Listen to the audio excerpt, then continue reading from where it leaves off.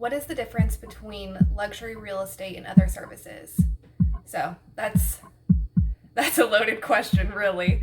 I would say one of the biggest differences I've seen in luxury real estate versus, say, like a first time home buyer is it is a different type of approach.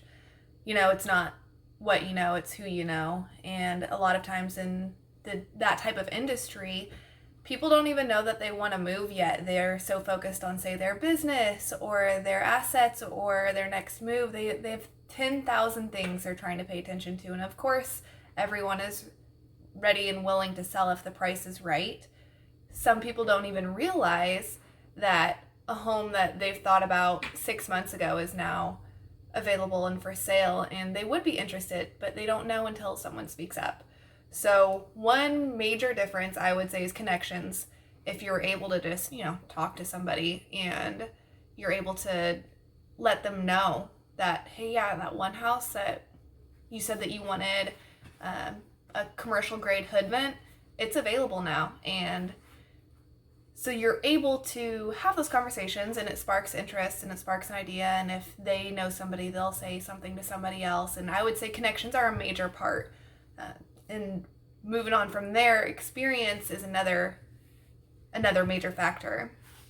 You don't necessarily want somebody to sell, say, your $2.8 million property if they haven't done it before. Really, every $1,000 matters. And I know that's not much, but when you're talking about, saying, negotiating for a new roof, if you're going to go hire somebody, you don't want to hire somebody who has never done, say, a clay roof or a wooden roof or those architectural advanced roof. If they haven't done it, you don't want to spend a lot more with somebody who doesn't already have those types of, again, connections to get you a good price and to get you exactly what you're needing. So obviously money matters.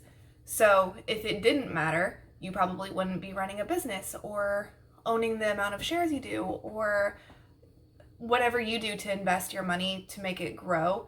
Typically that's the kind of market we're talking to in luxury. And so obviously you know that you need somebody experienced in that field. So marketing is another major topic for luxury. You don't just market normally. You wouldn't just put it on the MLS and pray that somebody sells your property for you. Really, connections are a major thing. Connections, the type of photos you're even taking. Someone who's taking it with their cell phone or their iPhone or, having some Joe Schmo with a camera take pictures is not good enough. You need somebody who's licensed to video drone photography. You need somebody who is willing to adhere to that type of market that wants that little extra, that wants that little detail of their bathtub photographed. So marketing isn't going to be your standard, just put it on there and market to agents. You're marketing to everybody.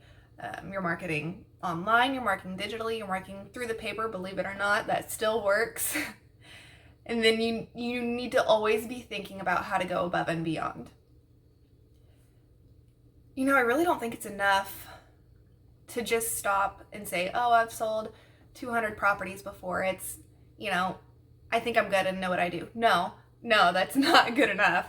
You always need to be open to hearing from, say, a videographer who does this professionally and has watched somebody else do the same thing.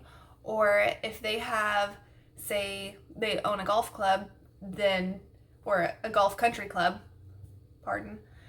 then maybe they want it on a banner out at their golf course. So don't limit yourself to just your experience and what you've done in the past. I think some people need to eat some humble pie and realize that their ideas aren't the only ones that matter. Another thing is, where is my money going? Obviously, agents charge to sell a property. You want to know that if there needs to be some kind of replacement, you're getting taken care of. In this kind of sale, yes, we take care of you. Those finances, at the end of the day, we highly, highly, highly recommend doing all the repairs you can before you're listing your property. Not in all situations, in investments and first-time home buyers and those types, first-time home sellers, we might not recommend that. But when you're adhering to a group of people that, I mean, me included, honestly, when you're trying to interest those type of people, any minor detail can be a setback. And so if you know that your carpet is 10 years old, even if it's in great shape because you only use your library 10 times, if it's brown, take it out. You want to know every penny that we are recommending for you to spend is well worth it, because in the end, you're going to sell quicker, which means less interest paid if you're not paying cash for your houses already. The quicker you sell it, the less you're having to deal with that headache. There is a headache that comes along with showing property, and time is money. So if you're not spending time on the things that you need to be doing in order to build whatever you build, business, whatever it is, you're wasting your money. Your time is valuable. So if you let us handle that type of sale, let us take control of that time, being open in communication, that's where your money's gonna go, is the time that it takes to make these kind of sales. It's gonna save you money in the long run. Another major thing, and I know I kind of already talked about this, is photography and a drone. Again, if you're in luxury, do not settle for just standard pictures. You're not going to capture somebody's attention enough on just an average picture. And as far as, new builds, there are secrets here in the Tampa area for new builds. Not every agent knows about them. Not every agent is going to tell you about them, but not all new builds are going to be on the multi-listing service. And so I don't know what area you're searching in, but here in Florida, we have other websites we go to check out new builds. And if you are building, and that's a whole new subject, is if you're going to be building, there are different types of loans out there to help you bridge over from one property to another. And if you know the right lenders, they'll help you do that. So don't be afraid to ask. And then as far as negotiations go, negotiations are not just up front. You don't want someone to negotiate your listing price to be so low that you're missing out on $200,000. But you also don't want it so high that you're missing out on a correct appraisal. So let's fast forward through this process and say we do list a property $200,000 above where it should be because that's what the seller wants, against our advice. And then we make it through inspections, we make it past repairs, and then you make it to the appraisal. If your buyer is financing your house and it does not appraise at value, you've wasted so much time and so much money on the specific repairs that they have asked for that you maybe agreed to. And that is one major thing you want to avoid. You want to be candid, you want to be upfront, you want to make sure that you're doing the right thing. Now, granted, depending on your property, if your buyer's buying cash, that's not an issue. But say that this is getting financed because their money is tied up in another investment, then they may not have the liquid available in order to make that happen, that extra $200,000. And if you want the deal to fall through, great, that's your choice.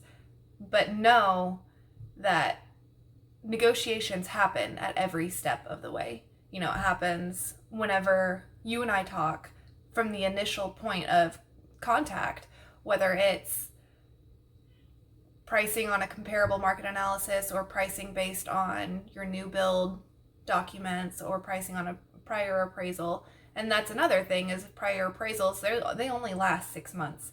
And luxury properties have a tendency to last longer on the market because there are fewer people that are capable of buying them.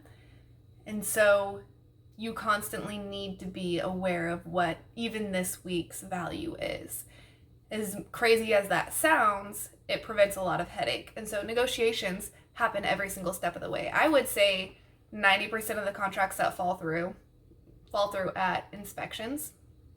Even with new build properties, after they've been inspected by an inspector, any good inspector, is going to find issues with them. So from negotiations, you're able to either keep a deal together with the right agent. They're able to talk it through with you and with the buyer. Reason, there's a lot of reason that goes behind it. And sometimes if we're just being honest and truthful here, which I'm an open book and you're going to hear a lot of honesty,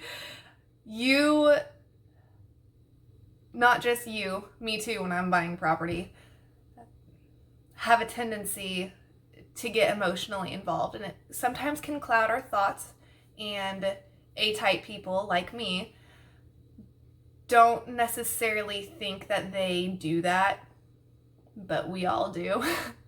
And so an agent sometimes is able to help you talk through what we're feeling and make a logical decision based on, say, finances or your needs specifically. And so sometimes if we're getting a little emotionally involved, we're able to negotiate, even if it's the buyer for your property that's getting emotionally involved. We can talk with their agent and reason with them, like, hey, these windows, yes, they're 15 years old, they're operable, there are no seals broken. I get that the new windows have black on them and these are white, but we're not replacing the windows. That's not needed for your loan to go through. And if that's not something that they're willing to cope with, then maybe we need to walk away and find a different buyer. So I would just say be aware that every step of the way, there are things to negotiate.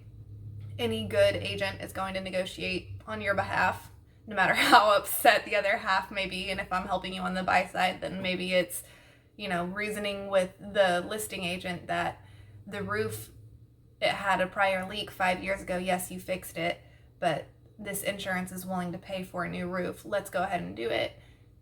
That's me standing on your side.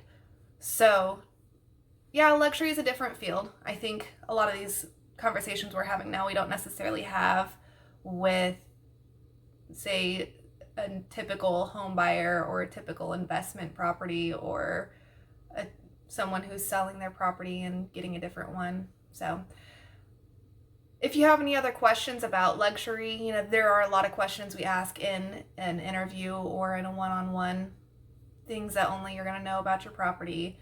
Are the slips included? Do you have a personal dock?